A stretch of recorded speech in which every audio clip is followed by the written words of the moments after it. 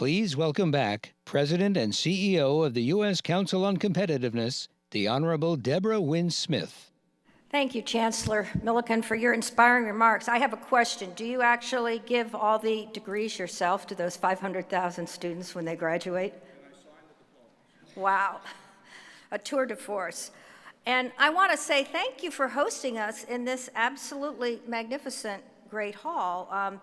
This really is a cathedral of enlightenment, and I know our backdrop doesn't show this incredible mural that you have, but I'll just share with everybody, it captures the three muses, Shakespeare in literature, Beethoven in music, and Sir Isaac Newton in science. And of course, bringing the arts and humanities and sciences together is part of our innovation future. We're so honored that many of you from around the country could join us today, leaders from industry, academia, our national labs, nonprofits, and government. We have a number of agendas today. One, we want to celebrate the actions undertaken in the American Energy and Manufacturing Competitiveness Partnership over the past 3.5 years to bolster, elevate, and accelerate increased competitiveness in our energy and manufacturing sectors. We want to discuss the most critical energy and manufacturing challenges affecting U.S. prosperity, sustainability, and security. And we want to discover together what we can do to make America the most globally competitive manufacturing base in the world. The AEMC Public-Private Partnership is really a journey. And we've come a long way since our formal launch at Oak Ridge National Lab in early 2013 and the inaugural summit we had in Washington in December 2013.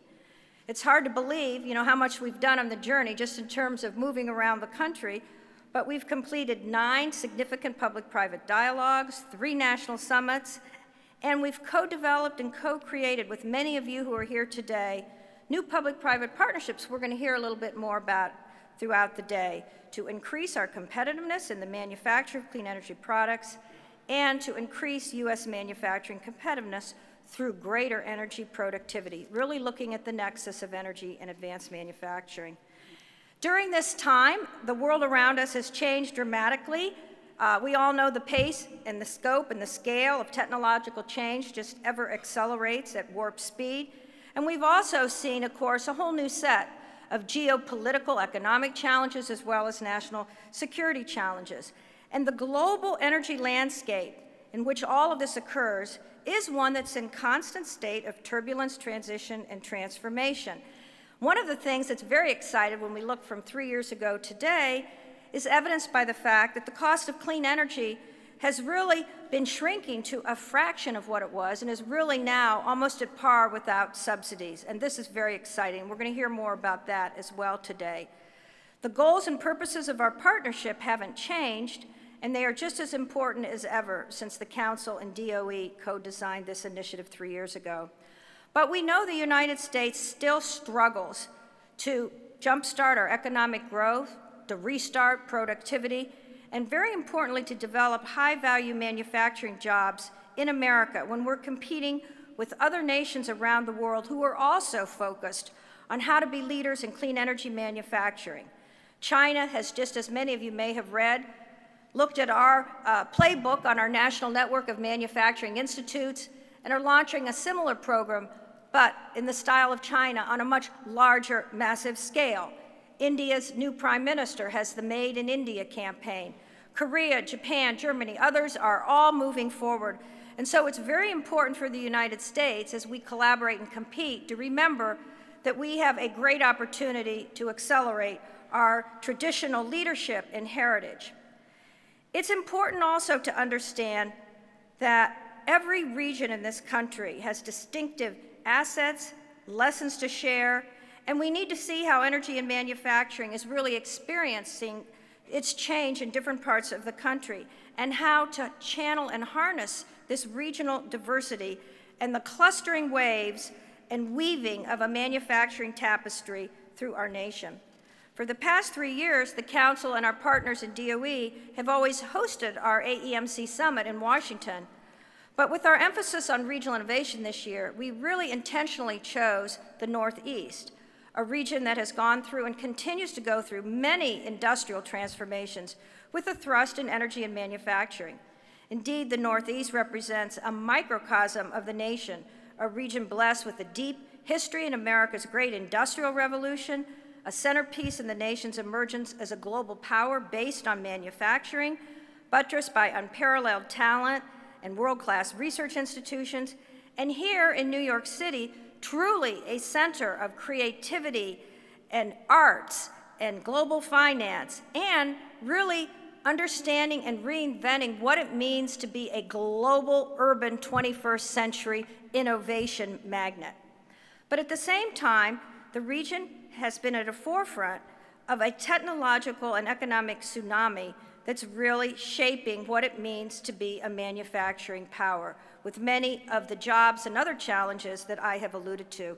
So our guest speakers and panelists today, we're going to learn quite a bit from them about what differentiates the Northeast from other regions, how the stakeholders coming together are weaving this new manufacturing tapestry, and how a national strategy to build new shared infrastructure makes regional and global success possible. The themes woven through the day's conversations include finding ways to uncover a region's core asset base and giving the region as many opportunities as possible to establish itself in ever-connecting global hubs of manufacturing competitiveness. And this is really the heart and the soul of the American Energy and Manufacturing Competitiveness Partnership. And it's an extension of the policy and action platforms that our country's been working on for many years.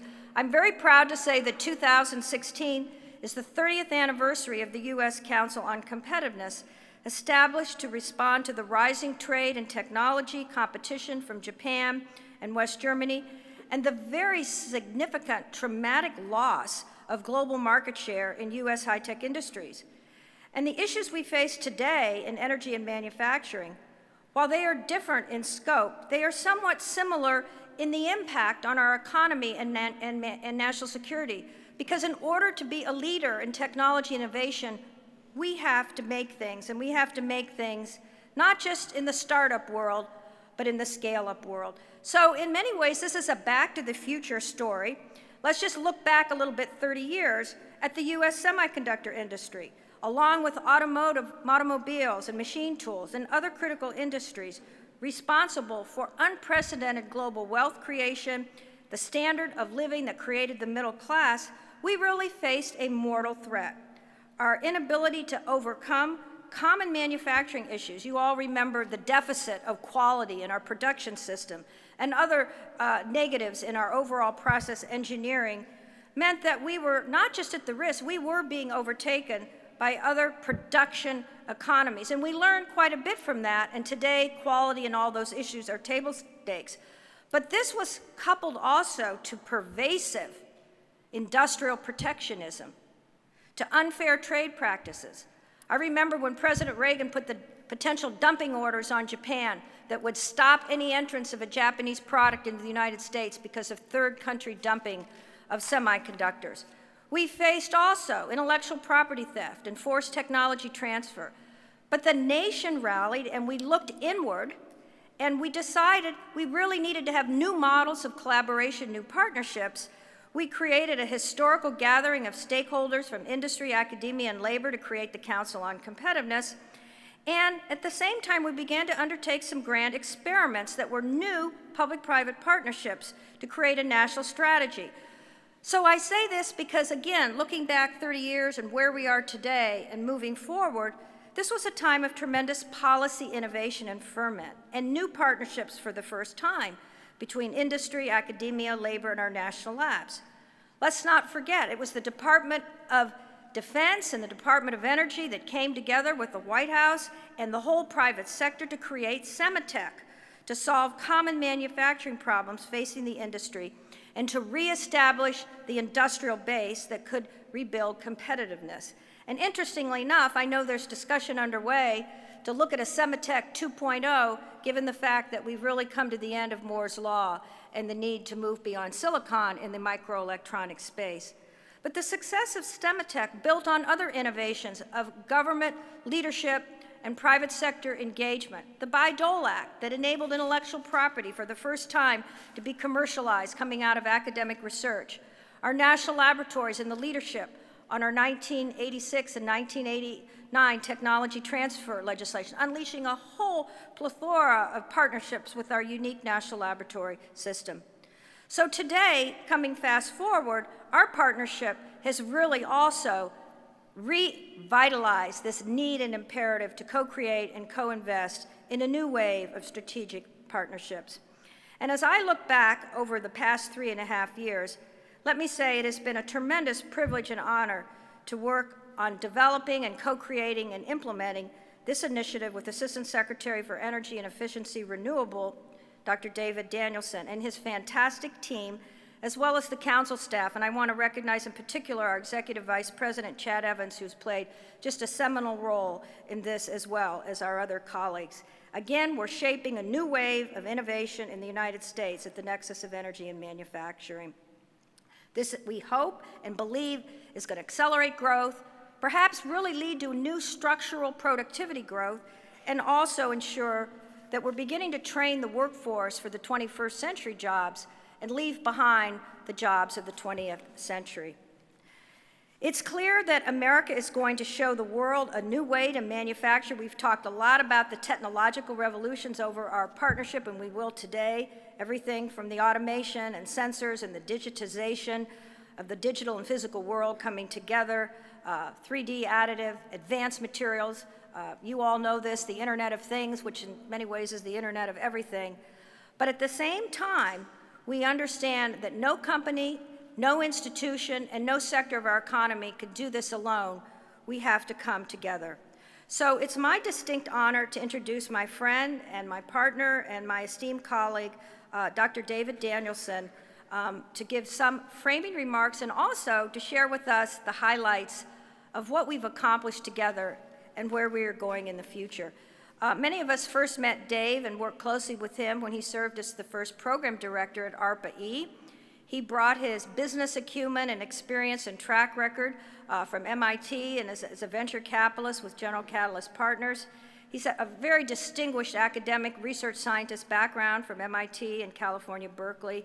He's an author, he's done research. I mean, he's really done it all for quite a young man. But I want to say a few things about Dave because many of you know Secretary of Energy Moniz just announced recently that you're going to be departing from the Department of Energy, Dave, after the tremendous job and legacy you've built there. But I've had the opportunity in my career to work with many colleagues in the government and private sector, and I have to say, Dave has been just not only a pleasure personally to work with, but he was really willing to do some big things and to take on some big challenges. And you know, we had a lot of people in the process who were saying, well, you can't do this, you can't do that, it's too hard. But there was never anything in this partnership where Dave said, you know, let's go slow, let's not do it. He's truly a builder.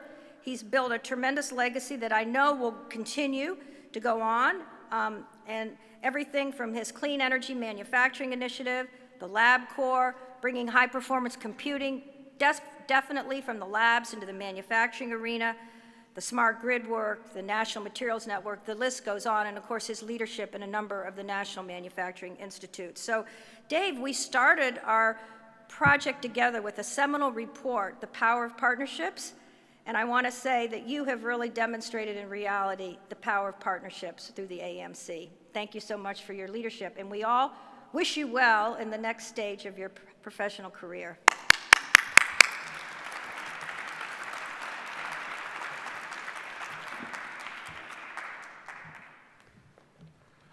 Well, good morning. Well, first I wanted just a couple quick thank yous. I want to thank Chancellor Milliken and CUNY for hosting us today. How many of you are at the third, this being the fourth AEMC Summit, how many of you were at the third last year? So a good chunk of you. I would argue that in spite of how amazing that space was, that beautiful space, that artistic space we were in last year, I think this one tops it. And so let's give CUNY and the Chancellor a big round of applause and a thanks.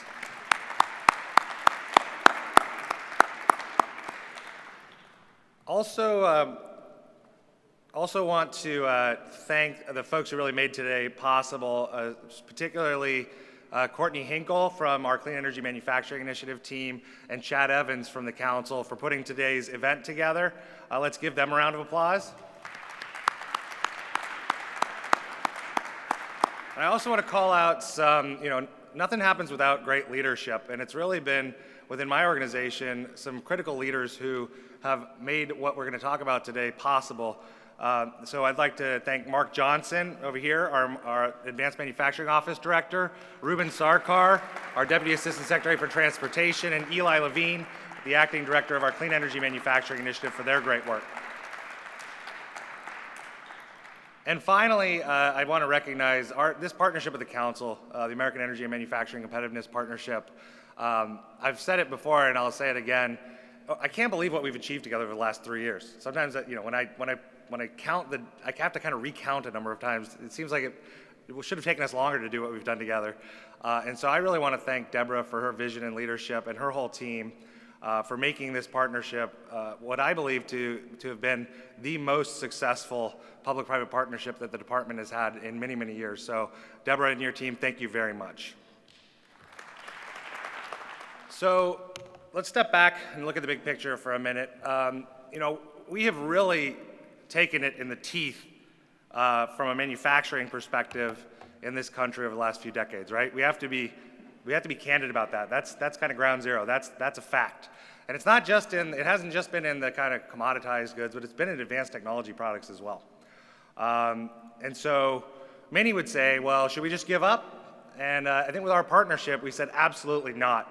And there are a few reasons for that. The first being that the winds of change are actually starting to blow in our direction. There are a number of things that have changed over the last number of years that I think really put us in a new position.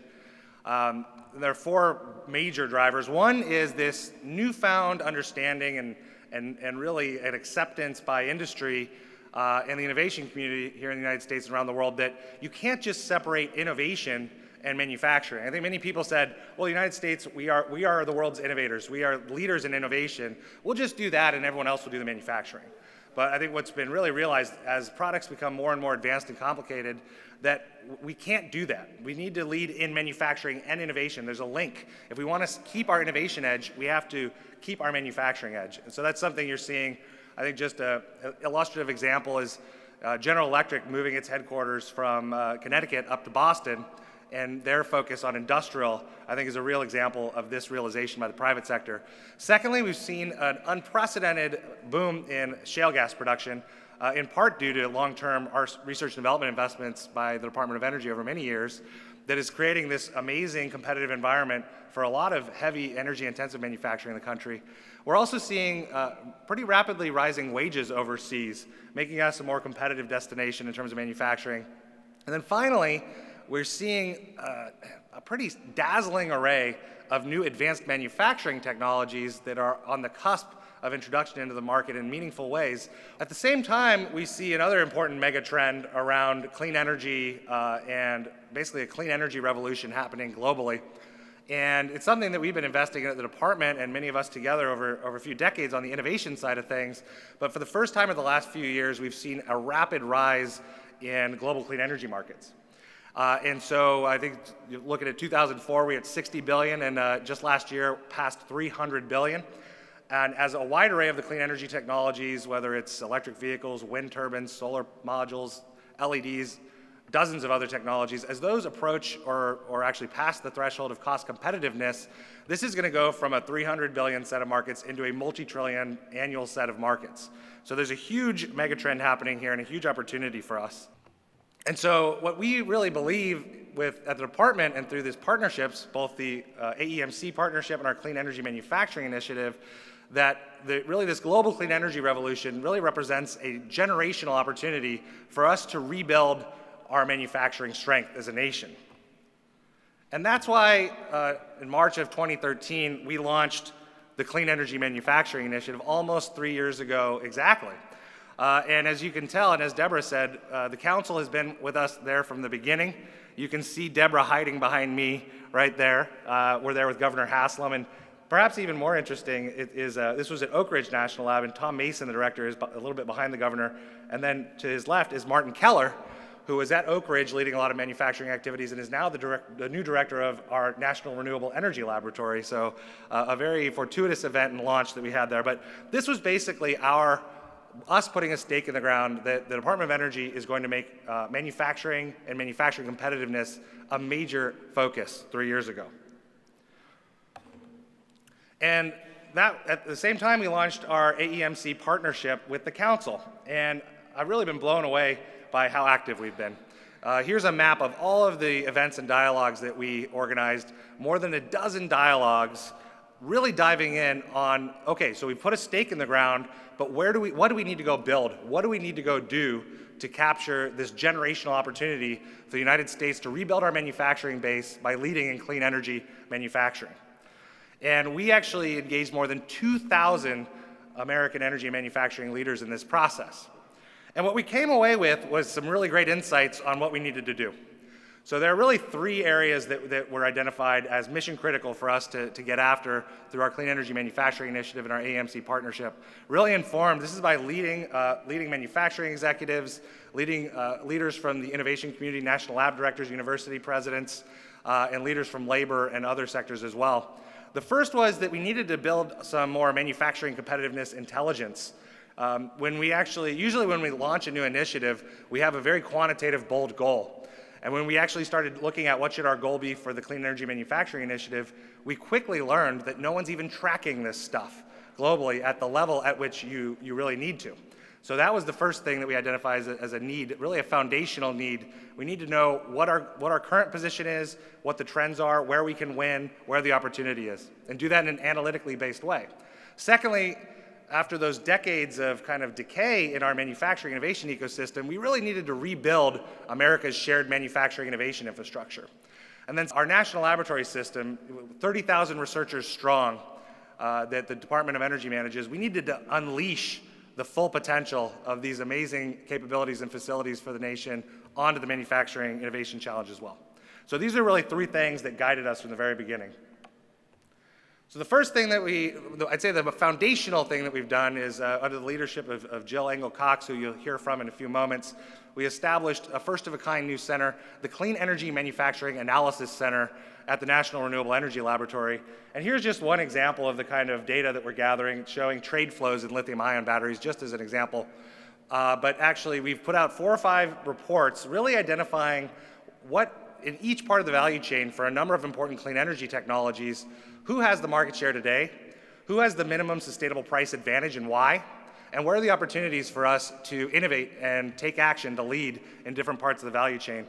Perhaps more importantly, what I'm really excited about is in the fall, we'll be releasing our first ever CMAQ benchmarks report that will, for the first time over a number of important clean energy technologies, benchmark where we are as a nation in terms of the total amount of manufacturing value add across the whole supply chain, and provide basically a benchline or a baseline of where we are. So as we go forward, we can figure out, are we winning or are we losing? So that's very important.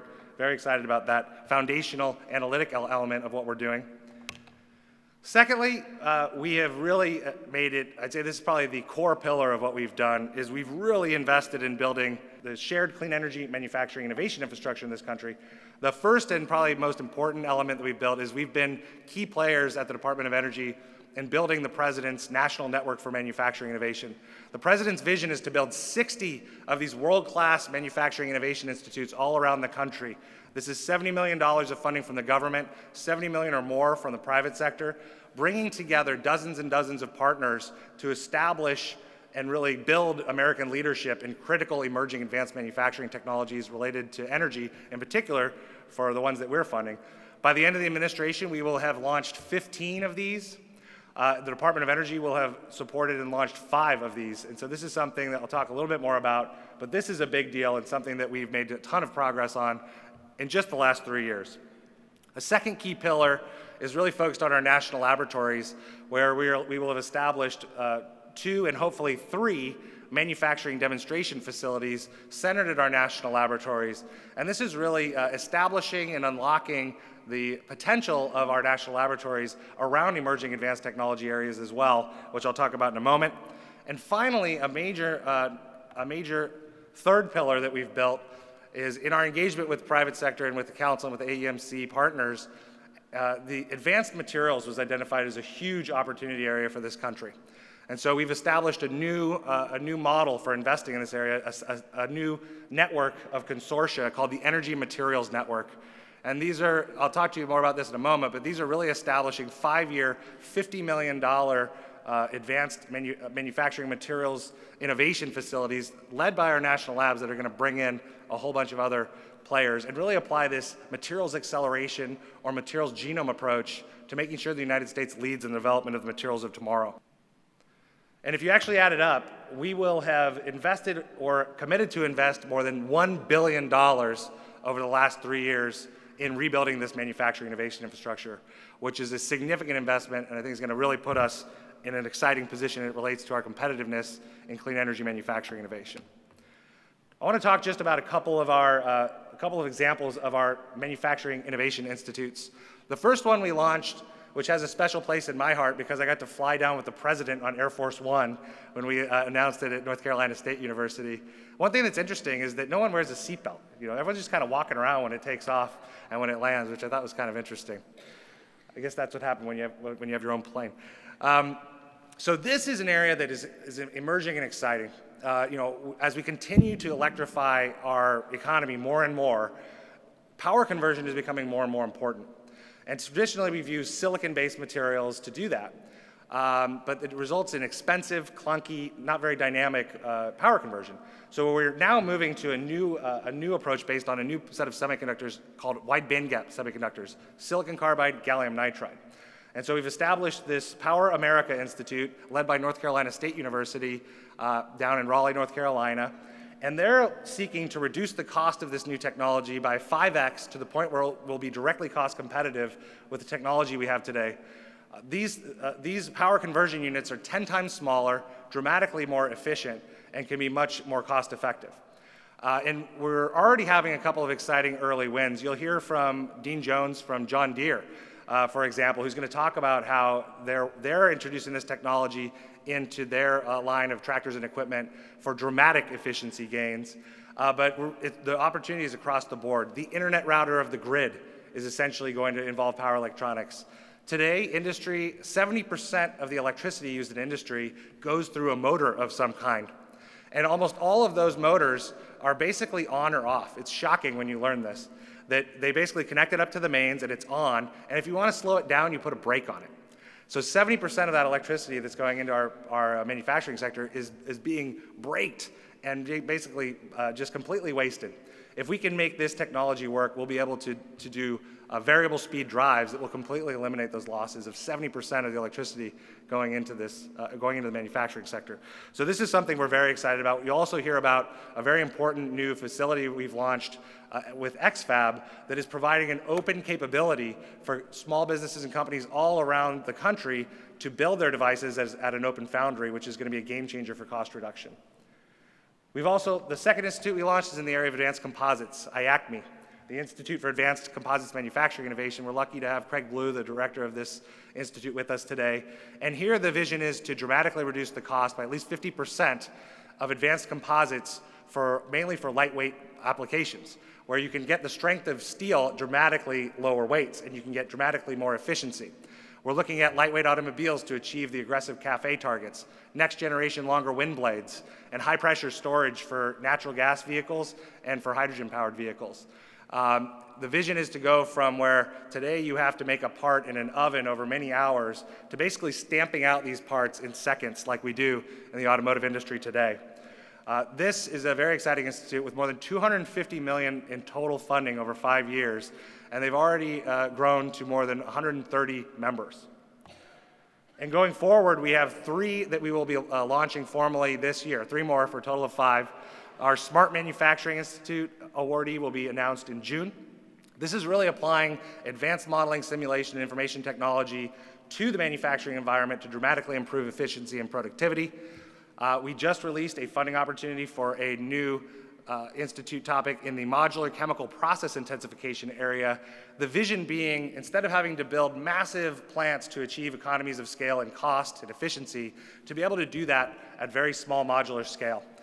This would allow us to dramatically reduce the cost of scaling up and the risk of scaling up new efficient chemical manufacturing technologies, but it also can enable exciting new technologies like getting to stranded natural gas and turning that into liquids, or getting to biomass and converting it into very high density liquids that we can collect to dramatically expand basically the radius that we can collect biomass and convert it into high value goods.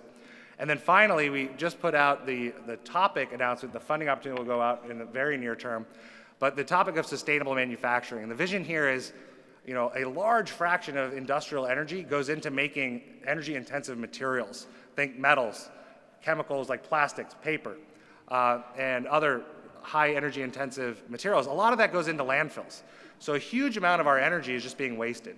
So how do we recycle those materials? How do we develop new technologies and processes to enable us to dramatically reduce the embedded energy and emissions associated with making new materials? So that topic will be going out in very short order.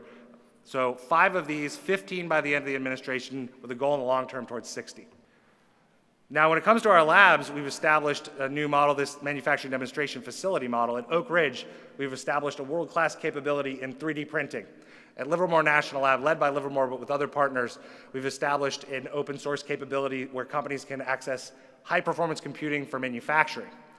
And we are on the cusp of, Congress willing, having a third in the area of synthetic biology, where we'll basically have a SynBio foundry where we're looking for Lawrence Berkeley National Lab to lead an effort to dramatically reduce the time and cost it takes to develop new organisms and really kind of revolutionize industrial biotechnology. And I'll just point to one of these here, or 2 of these, and we're getting amazing results. So we're lucky to have Bill Peter here today, who is leading the manufacturing demonstration facility at Oak Ridge, primarily focused on 3D printing. This facility, I believe it was in January of 2014, they met a company called Local Motors, who said, we want to 3D print cars. And then they sat down and they said, well, we can't really do that. We're going to have to increase the dep rate by 1,000x, and we're going to have to increase the build volume by 500x. But then they sat down and they said, you know what? Let's try to do this. Just 9 months later, in September of 2014, they 3D printed they did the first ever 3D printed car, and they actually did it on the manufacturing trade show floor up in Chicago at ITMS, one of the largest manufacturing trade shows in the world, which shows you just how fast we're moving here. We'd achieved 1,000x increase in rate, 500x in build volume in just 9 months. That led a few months later to them doing the first Shelby, basically the iconic Shelby Cobra. They 3D printed that from beginning to end in 6 weeks, which was phenomenal. Again, showing the rate at which we're innovating in manufacturing. And then finally, they, in September of 2015, they made that first ever 3D printed house. And one thing that I was pretty excited about the other day is I read an article where Eric Schmidt, the CEO of Google, and this was just a couple weeks ago, he said, the future is in 3D printing construction. And I said, oh, we were already there a year ago. So when you're ahead of Google, you know you're doing something right. I briefly want to mention our high performance computing for manufacturing MDF. This, essentially, the department has 5 of the 12 fastest computers on Earth under its control. But we haven't always been able to get industry, especially small businesses, including large businesses, to access those capabilities, those world-class capabilities for competitive advantage. So we've created this new opportunity where just last year we put out a few million to do 300K kind of Kickstarter grants to get companies working with these amazing facilities. And so we're already working with companies like Global Foundries, which is up here regionally, PPG, General Electric, and others. And we're going to continue to do open calls for this facility on a regular basis, giving you access to this high-performance computing. And this is an area where I really have to point to the council more than anyone else. You really guided us towards this need and this opportunity. The last of these 3 pillars in terms of rebuilding the innovation infrastructure is really where our Deputy Assistant Secretary for Transportation, Ruben Sarkar, has taken leadership. We've established this new model for energy materials innovation, the Energy Materials Network. And the vision here, you'll hear more about this, is to double the rate at which we can develop materials and cut the cost in half of developing a new material by using exciting new tools like advanced computation of materials properties, by bringing high-performance computing modeling simulation to processing, by bringing that same modeling and simulation to end use so that we can have born qualified, born certified parts, dramatically cutting the rate it takes to develop new materials. And we're really emphasizing industry engagement. We are creating clear single points of contact. We are establishing short, very efficient agreements. We're being very industry friendly. The first 4, which are going to be $50 million each over 5 years, are in the areas of lightweight materials, led by Pacific Northwest National Lab, in the area of basically platinum and palladium-free catalyst materials, electrocatalyst materials for fuel cells and other important electrochemical processes, which will be led by Argonne National Lab and Los Alamos. A new exciting area of dramatically more efficient solid-state cooling materials that will eliminate the global warming potential of HVAC active materials, which is a huge issue today, that's going to be led by Ames Lab. And we're currently competing amongst our labs and partners the opportunity to build a new consortium in the area of solar module materials that can last not 10 or 20 years, but 50 years. And in our budget, we have the plans to expand this by a factor of 2 going into the next year. So this is something we're very excited as well. We launched this at the White House with the council a few months ago, and a very important new initiative. Finally, I want to talk about unleashing the power of our national labs for manufacturing innovation. We've definitely done that in many ways in our establishment of this new manufacturing innovation infrastructure, but we've also tried to innovate in the way we innovate to make our labs more relevant for manufacturers. And so we've established exciting new models like Cyclotron Road, a new small business vouchers pilot where we're making $20 million available to 100 small businesses, many of them manufacturing businesses, to work with our national labs, a new Technologist-in-Residence program, and something we're announcing today, a new program called MyTech, or Manufacturing Impact Through Energy and Commerce, which is bridging the manufacturing extension partnerships and regional stakeholders in states with important innovation needs to our national laboratory system. And I'll briefly go over a couple of these models. Cyclotron Road, and you'll hear more about this today, is an exciting model. Many of you know that venture capital kind of ran away from physical technology innovation over the last few years, especially in clean energy, after a boom about 10 years ago. And so we're at risk of having this lost generation of clean energy manufacturing entrepreneurs. When I went back to MIT recently, when I was there 10 years ago, every smart person I knew was spinning out an exciting new clean energy manufacturing-related startup. Today, hardly anyone is. The investment isn't there.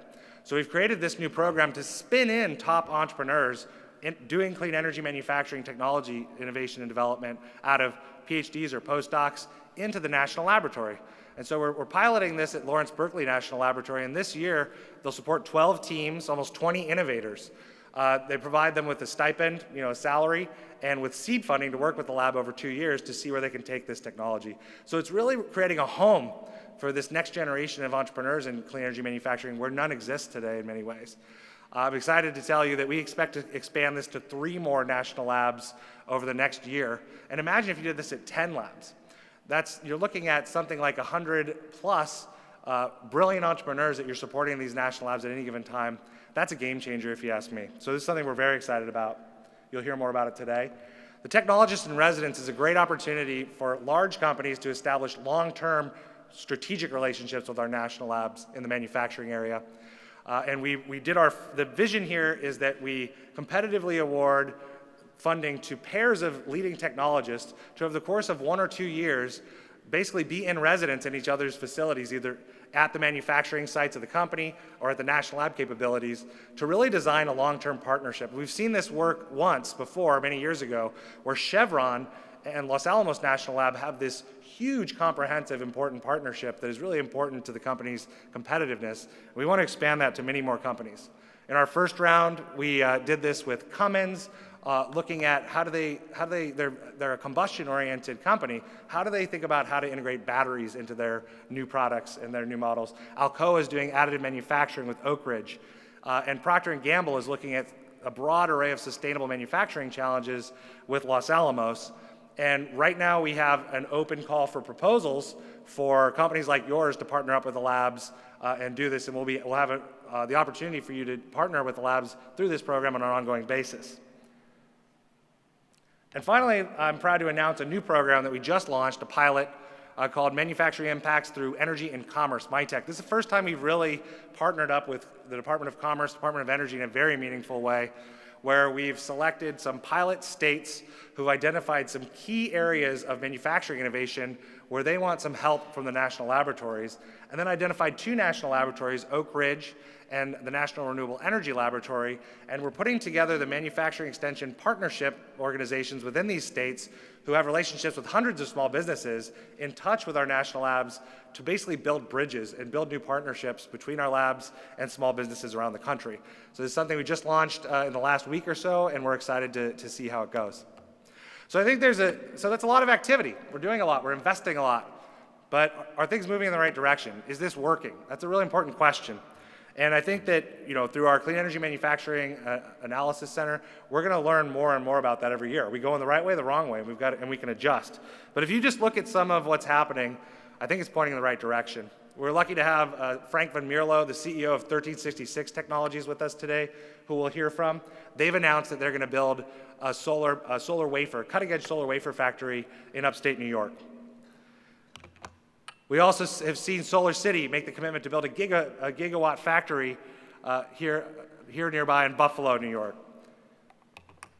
We've seen Syrah, a company that we've supported in the LED space with advanced technology, with plans to build a factory here in upstate New York as well. Suniva, a company that we've supported, originally work out of Georgia Tech, innovation in solar.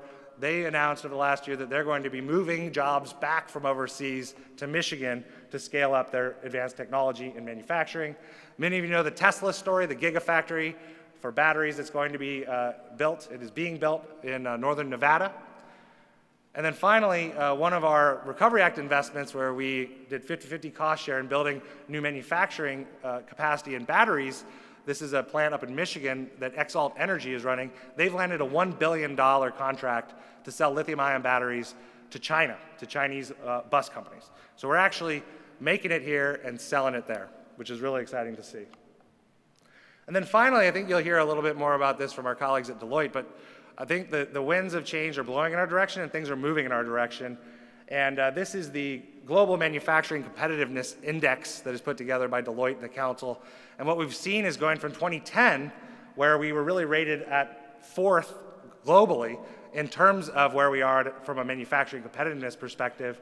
Now, as you interview CEOs globally, we've been moving up the ranks over the last few years to the point where now people are seeing by 2020, they expect the United States to be the competitive destination for advanced manufacturing globally, which I think shows that we're moving in the right direction as well.